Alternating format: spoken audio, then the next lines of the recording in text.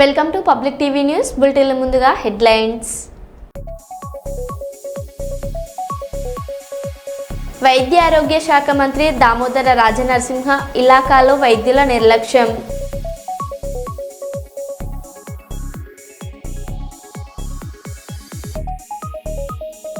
రెండు 2026 అసెంబ్లీ ఎన్నికలే టార్గెట్గా దళపతి విజయ్ అడుగులు.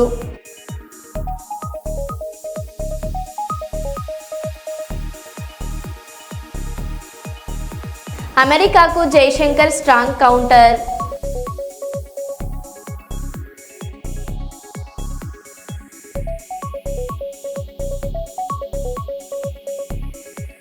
తెలంగాణ బాపును ఆకాశానికి ఎత్తిన అంతర్జాతీయ ఆర్కిటెక్ట్ పొన్ని కొనేసా.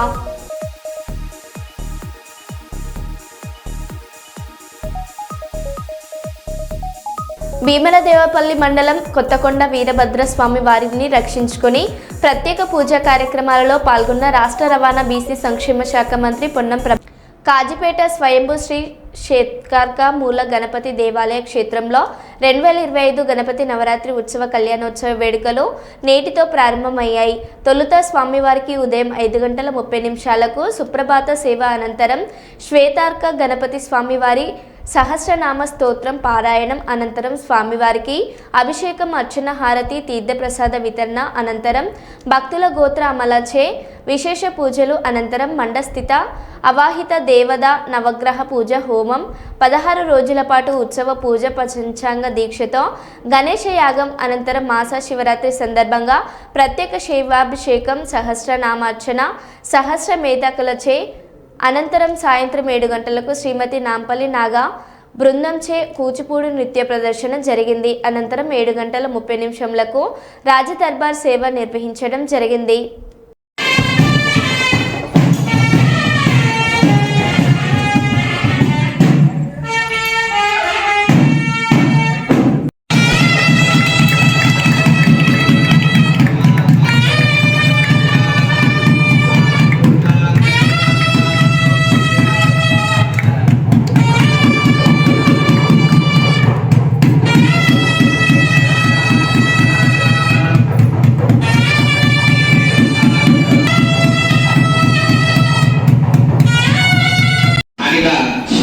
శ్వేతారకముల మహాగణాధిపతి దేవాలయంలో 16 రోజుల కళ్యాణ మహోత్సవాలు నేటి నుంచి ప్రారంభం కాబోతున్నాయి.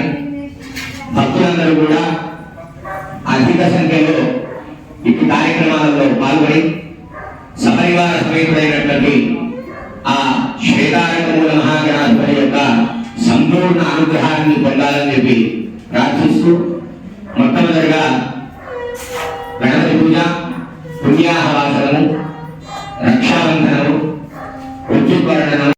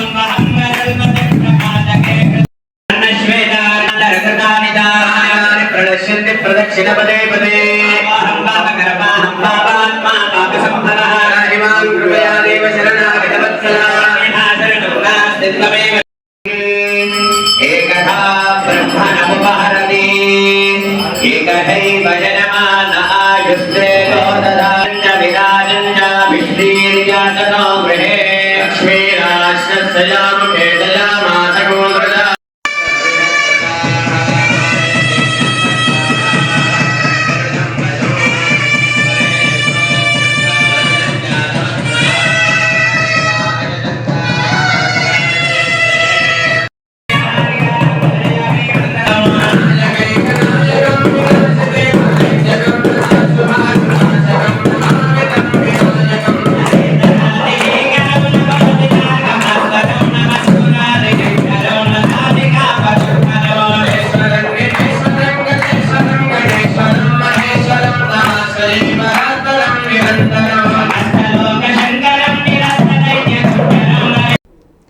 గ్రూప్ కెప్టెన్ శుభాంశు శుక్లా తన స్పేస్ జర్నీని అర్థమయ్యేలా చెప్పాలంటే మాటలు దొరకట్లేదన్నారు. నా జర్నీలో నేను సేకరించిన సమాచారానికి వెలకట్టలేం. అది మన గగన్యాన్ భారతీయ స్పేస్ స్టేషన్ మిషన్కు ఉపయోగపడుతుంది. త్వరలోనే మన నేలపై నుంచి మన క్యాప్సెల్స్ మన రాకెట్లో వ్యోమగామాలను పంపగలుగుతాం. స్పేస్ నుంచి ఇప్పటికీ భారత్ సరే జహాసే అచ్చా అన్నట్లుగానే కనిపిస్తుంది. జై హింద్ జై భారత్ అని తెలిపారు. With people who have had a history of human space flight, it is invaluable, and I think all of this information that I have been able to collect in the past 1 year is going to be extremely useful for us for our own mission, the Gaganyaan and the Bharatiya Antariksh Station. And very soon we shall see somebody traveling up in our capsule from our rocket, from our soil. In spite of all this training, आपने चाहे जितनी भी training की हो, लेकिन उसके बाद भी जब आप उस रॉकेट पे बैठते हैं और जब वो इंजन इग्नाइट होते हैं, when they catch fire, I think it is a very different feeling. I had not imagined of how it would feel like, and I was actually running behind the rocket for the first few seconds. I took time to catch up to it. From that point of time till the time we splashed down, the experience has been unbelievable. It has been so exciting and so amazing that I really have been struggling to find words of how do I convey to you so that you live that through my words. Probably I'll take some more time. But the training prepares you very well for the mission, but the experience is very different from what you learn on ground. On orbit, when we reached, and you would have seen that the body undergoes a lot of changes. There are different things that happen to you. जब प्रधानमंत्री जी के साथ मेरा interaction हो रहा था, तो आप लोगों ने देखा होगा कि मेरा सर इस समय प्रॉब्ली इस साइज से दुगना था. It was double this size. And so बहुत सारे changes होते हैं बॉडी में. You don't feel good for the first 3 to 4 days, but you still are working and you are interacting with the systems and doing a lot of work. But उसके बाद 3 से 4 दिन में ही आपकी बॉडी यूज्ड टू हो जाती है. उसको अच्छा लगने लगता है, and you start performing well and you start feeling okay and everything becomes all right. And then when you have spent 20 days, आप जब रह चुके हैं वहाँ पे 20 दिन के बाद, when you come back, then again the body forgets of how it is to live in gravity. And so it again has to readjust and rewire to understand of what it takes to just walk or just hold things or just do things. I narrated this incident in one of the interviews, I think before, that I was sitting on my bed and I was holding my laptop, and the habit was so ingrained in me that I held my laptop and I left it, hoping that it will float. But unfortunately we have gravity here, so it just fell down, and thankfully nothing happened because of the carpet. But that is the kind of rewiring your brain has to undergo, when you come back, when you go up or when you come back. MRPS Mancherial జిల్లా ప్రధాన కార్యదర్శి సుందిల్ల మల్లేష్ గారి తల్లిగారు కీర్తిశేషులు సుందిర్ర శంకరమ్మ ఇటీవల మరణించగా ఈరోజు వారి యొక్క స్వగృహం వేలాలకు వచ్చి సుందిల్ల మల్లేష్ గారి కుటుంబాన్ని పరామర్శించి చిత్రపటానికి పూలు వేసి నివాళులర్పించిన ఎంఆర్పీఎస్ వ్యవస్థాపక అధ్యక్షులు పద్మశ్రీ మందకృష్ణ మాదిగ గారు మల్లేష్ కుటుంబానికి ఎల్లవేళలా అండగా ఉంటానని అధైర్యపడవద్దని భరోసా కల్పించడం జరిగింది.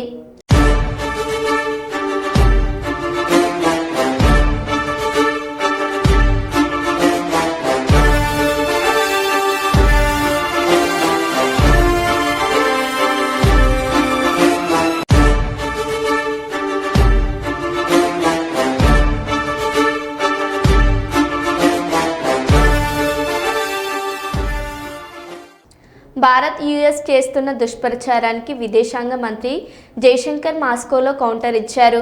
Russian oil biggest buyer India కాదు చైనా. రష్యా నుంచి ఎల్ఎన్జీని యూరోపియన్ యూనియన్ ఎక్కువ కొంటుంది. 2022 తర్వాత భారత్ కాదు, సౌత్లోని కొన్ని దేశాలు రష్యాతో వాణిజ్యం పెంచుకున్నాయి. మేం యుఎస్ ఆయిల్ కూడా కొంటాం. వరల్డ్ ఎనర్జీ మార్కెటింగ్ భారత్ సమతుల్యపరుస్తుందన్న యుఎస్ ఇప్పుడు తప్పుపడుతుందని పేర్కొన్నారు. Well, I don't want to comment on a person, but let me comment on the subject.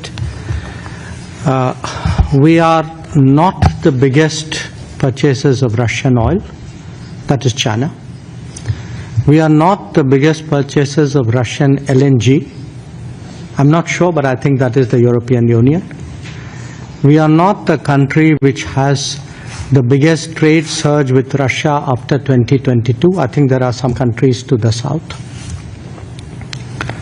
We are a country where actually the Americans said for the last few years that we should do everything to stabilize the world energy markets, including buying oil from Russia. Incidentally, we also buy oil from America, and that amount has been increasing. So, quite honestly, we are very perplexed at the logic of the argument that you had referred to. 4,000 కుటుంబాలకు తన వరంగల్ తూర్పు నియోజకవర్గంలో ration కార్డులు ఇవ్వడం జరిగిందని రాష్ట్ర అటవీ పర్యావరణ మరియు దేవాదాయ శాఖ మంత్రి కొండ సురేఖ అన్నారు.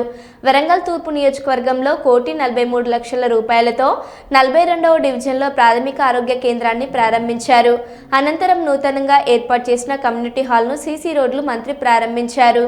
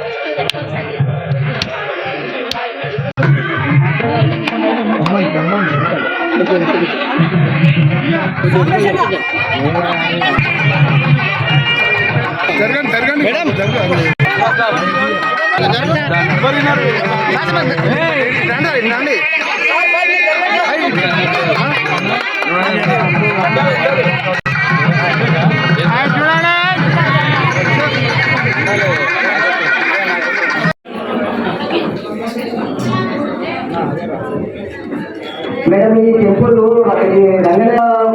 శిథిలావస్థలో ఉన్న దేవాలయాన్ని నిర్మించబడ్డారు మేడం. అదేవిధంగా గౌడ సంఘం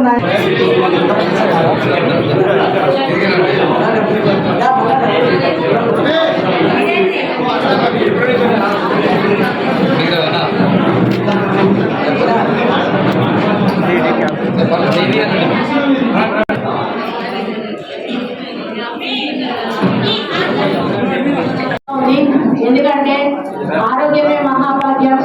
ఆరోగ్యం సరిగా లేకపోతే మనం ఏమీ చేయలేము. కాబట్టి ఎక్కడెక్కడ కాలనీలలో చిన్న చిన్న ఆరోగ్య సెంటర్లు ఉంటేనే మరి మనకు అందుబాటులో ఉంటుంది. మనం వెళ్ళి వెంటనే చెకప్ చేయించుకోవడానికి అవకాశం ఉంటుంది. అదే ఎంజిఎంకో ఎటో పోవాలంటే మనకు చేత కాకపోయినా కూడా, ఆరోగ్యం బాగలేకపోయినా కూడా అక్కడ దానికి ఎవరు వెళ్తారు అంట మందిలో మరి ఎంతసేపు కూర్చోవాల్సి వస్తుందో ఇవన్నీ ఆలోచించుకొని మనం వెళ్ళకుండా ఉండడం, అది ఏదో ఇంకో మరి దిశగా ఆరోగ్యం ప్రాబ్లం చేయడం, ఆ విధంగా చిన్న ప్రాబ్లం పెద్ద ప్రాబ్లంగా చేసుకొని మన ప్రాణం మీదకి తెచ్చుకునేటువంటి సంఘటనలు చాలా ఉన్నాయి. కాబట్టి ఇటువంటి ప్రైమరీ హెల్త్ సెంటర్స్ ఎక్కడెక్కడ బస్తీలలో కానీ లేకపోతే ఎక్కడెక్కడ డివిజన్లలో కానీ ఉన్నప్పుడు మనకు ఏమనిపిస్తుంది అంటే దగ్గరే ఉంది కదా, పోయి ఒకసారి చూయించుకొని ఒక ఇంజక్షన్ 4 టాబ్లెట్లు తెచ్చుకుంటే తగ్గిపోతుంది అని చెప్పి మనం వెళ్ళడం జరుగుతుంది. కాబట్టి ప్రభుత్వం బస్తీ దవాఖానాలు అని చెప్పి పెట్టడము మరి మనం చూస్తూ ఉన్నాము. దాంట్లో భాగంగానే 15 ఫైనాన్స్ దాంట్లోంచి ఈరోజు 1,43 లక్షలతోటి ఈ యొక్క ప్రాథమిక ఆరోగ్య కేంద్రం మంజూరు అవ్వడం జరిగింది. స్థలం లేకపోవడం వలన కొంత ఆలస్యమైన కూడా మరి ఇక్కడ మహిళా సంఘం ఆవరణలో మరి మహిళా సంఘం బిల్డింగ్ పైన కట్టించి కిందంతా కూడా ప్రైమరీ హెల్త్ సెంటర్ కు వాడుకుంటామనేటువంటి ఒక ఆలోచనతోటి ఈరోజు ఇక్కడ పునాది వేయడం చాలా హ్యాపీగా ఉంది. దానికి ముందుకు మహిళలకు నేను కృతజ్ఞత తెలియజేస్తా ఉన్నాను. అలాగే అమ్మమ్మకు తెలుసు, బాధపడితే ఎదుటోళ్ళు పిల్ల ఏడ్చినా మరి ఎట్లా ఎదుటోళ్ళకి ఏదైనా బాధ అయినా ఎట్లా మనం రియాక్ట్ అవుతామో తల్లి మనసు మనది. మీరు ఇంతమంది ఒక తల్లి మనసుతోటి ఈరోజు ఈ చెంది మీరు ఆరోగ్యకరంగా వాడుకోండి, మేము పైన ఉంటామని చెప్పినందుకు మిమ్మల్ని అందరినీ కూడా అభినందిస్తాము. భారతదేశ ఉపరాష్ట్రపతి ఎన్నికల్లో వైఎస్ఆర్సీపీ 2 నాలుకల ధోరణి అవలంబిస్తున్నట్లు కనిపిస్తుంది. ఓవైపు వైఎస్ఆర్సీపీ మాజీ మంత్రి బొత్స సత్యనారాయణ రాష్ట్రపతి ఎన్డీఏ అభ్యర్థికే మద్దతు అంటున్నారు. మరోవైపు వైఎస్ఆర్సీపీ రాజ్యసభ సభ్యుడు మేడ రఘునాథారెడ్డి కాంగ్రెస్ పార్టీ అధ్యక్షుడు ఖార్గే తన నివాసంలో కలవడం అనుమానాలకు తావునిస్తూ వైఎస్ఆర్సీపీ ఉపరాష్ట్రపతి ఎన్నికలలో 2 నాలుకల ధోరణిని అవలంబిస్తున్నట్లు అనుమానాలు తలెత్తుతున్నాయని విమర్శలు వెల్లువెత్తుతున్నాయి.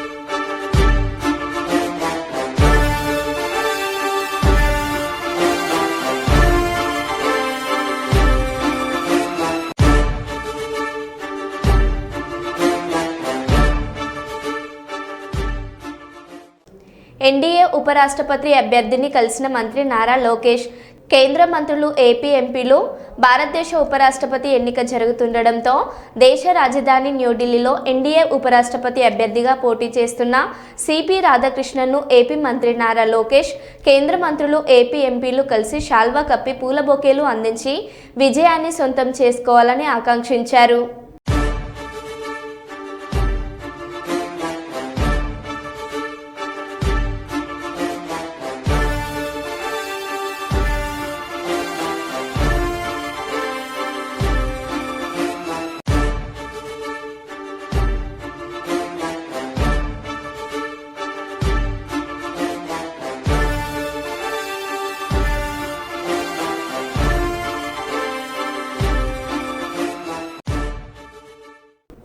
గోదావరికని పోచం మైదానంలో కూల్చిన భవనాలను బీఆర్ఎస్ నాయకులు వ్యాళ్ల హరీష్ రెడ్డి, బీఆర్ఎస్ నాయకులు విహెచ్ఆర్ ఫౌండేషన్ సభ్యులతో కలిసి సందర్శించారు. ఈ సందర్భంగా హరీష్ రెడ్డి మాట్లాడారు.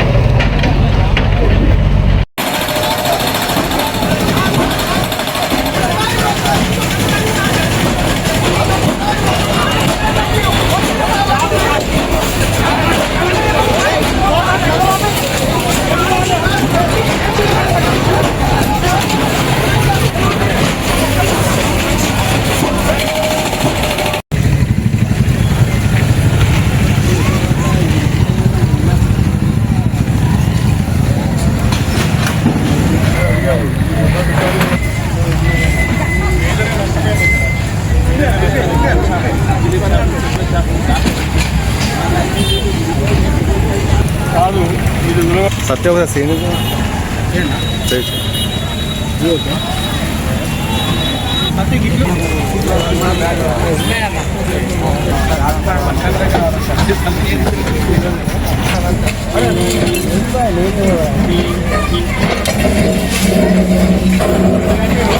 నాకు బీపీ లేకపోతే నడవదు. ఎందుకంటే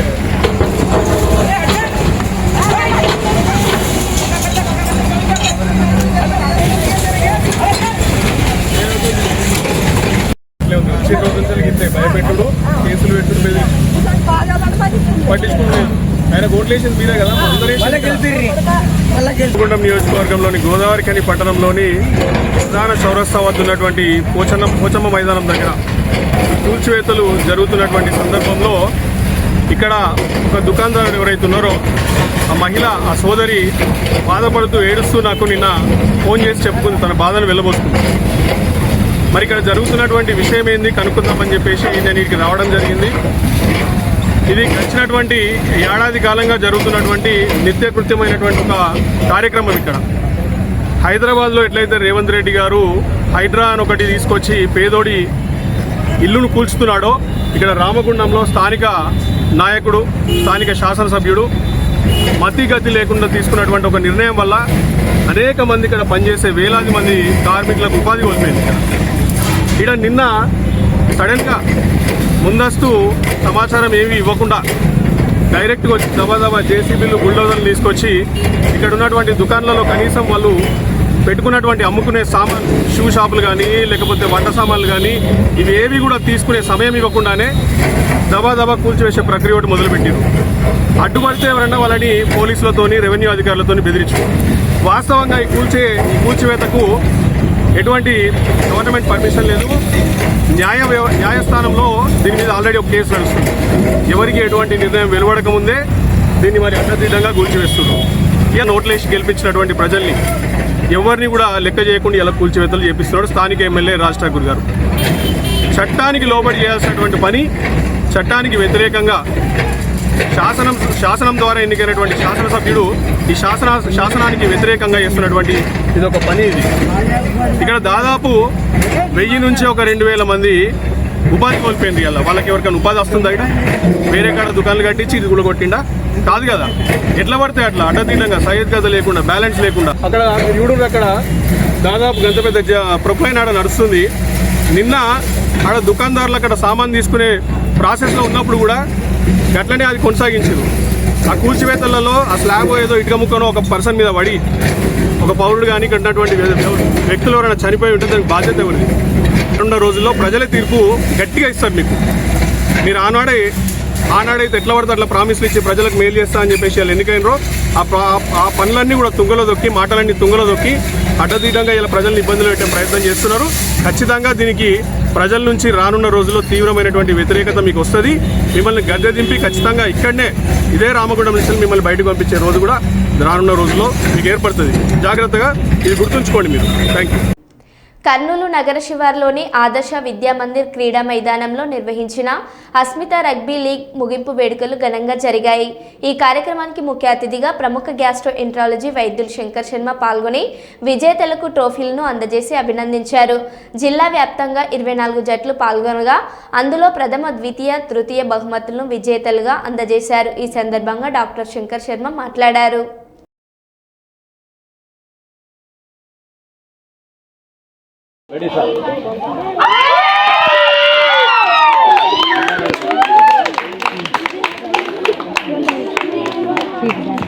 సుస్వాగతం.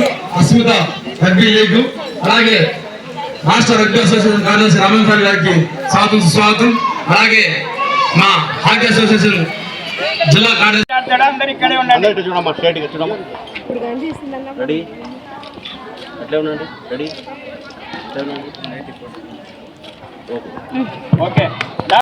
ఎమ్మెల్యే మర్రి రాజశేఖర్ రెడ్డి ఆధ్వర్యంలో భారీగా బీఆర్ఎస్ పార్టీలో చేరిన యువకులు నేరేడ్మెట్ జేజే నగర్కు చెందిన సాయి, విజయ్, మధు, రాకేష్, ప్రవీణ్ కుమార్, సన్నీ, నాని, కిట్టు మరికొందరు యువకులు ఎమ్మెల్యే మర్రి రాజశేఖర్ రెడ్డి చేపట్టిన అభివృద్ధి కార్యక్రమాలకు ఆకర్షితులై భారత రాష్ట్ర సమితి పార్టీలో చేరారు.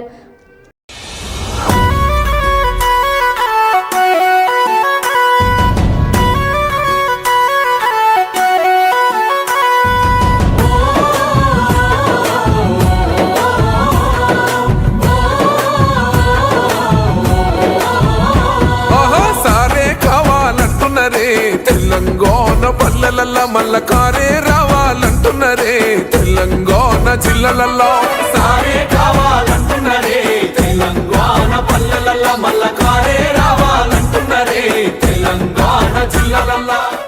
మరో బులెటిన్లో మళ్ళీ కలుద్దాం. Stay tune.